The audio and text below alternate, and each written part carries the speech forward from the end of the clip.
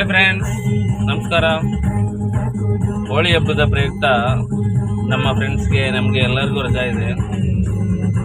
ದೇವಸ್ಥಾನಕ್ಕೆ ಹೋಗಿ ಬಂಡೆ ಮಕ್ಕಳಮ್ಮನ್ನು ಮಾತಾಡಿಸ್ಕೊಂಡು ನಮಗೊಂದು ಸ್ವಲ್ಪ ಒಳ್ಳೇದು ಮಾಡಮ್ಮ ಅಂತ ಕೇಳ್ಕೊಂಡು ಬರೋಣ ಅಂತ ಹೋಗ್ತಾ ಇದ್ದೀವಿ. ನಾವು ಅಂದ್ಕೊಂಡ ಹಾಗೆ ಇನ್ನೇನೋ ಬಂಡಿ ಮಕ್ಕಳಮ್ಮ ದೇವಸ್ಥಾನ ರೀಚ್ ಆಗ್ತಾ ಇದ್ದೀವಿ. ಬಟ್ ಇವತ್ತು ಹುಣ್ಣಿಮೆ ಇರೋದ್ರಿಂದ, ಹೋಳಿ ಹಬ್ಬಕ್ಕೆ ರಜೆ ಇರೋದ್ರಿಂದ ನನ್ನ ಪ್ರಕಾರ ತುಂಬ ರಶ್ ಇರುತ್ತೆ ಅನ್ಕೋತಾ ಇದ್ದೀವಿ.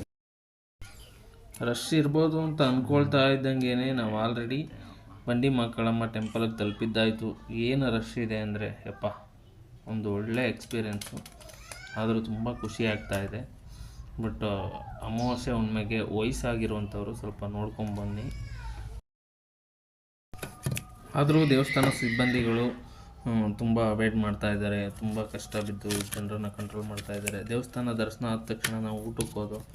ಊಟನೂ ತುಂಬ ಚೆನ್ನಾಗಿತ್ತು, ಫಸ್ಟ್ ಕ್ಲಾಸ್ ಆಗಿತ್ತು, ತುಂಬ ಇಂಟ್ರೆಸ್ಟ್ ಆಯಿತು. ಅಲ್ಲಿಂದ ನಾವು ಮತ್ತೆ ನಮ್ಮ ಗಾಳಿ ಆಂಜನೇಯ ದೇವಸ್ಥಾನಕ್ಕೆ ಹೋಗೋಣ ಅಂತ ಅಲ್ಲಿಗೆ ಹೋದೋ. ಆಂಜನೇಯ ಸ್ವಾಮಿ ಒಳ್ಳೆ ದರ್ಶನ ಆಯಿತು. ದೇವಸ್ಥಾನ ತುಂಬ ಖಾಲಿ ಇತ್ತು. ಅಚ್ಚುಕಟ್ಟಾಗಿ ದೇವ್ರ ದರ್ಶನ ಮಾಡ್ದೋ, ಮುಗೀತು.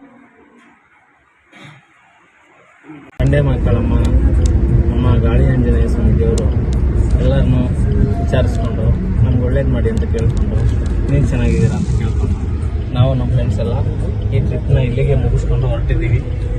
ಸಬ್ಸ್ಕ್ರೈಬ್ ಮಾಡಿ ಫ್ರೆಂಡ್ಸ್, ಎಲ್ಲರಿಗೂ ಒಳ್ಳೇದಾಗಲಿ. Thank you. ಬಾಯ್.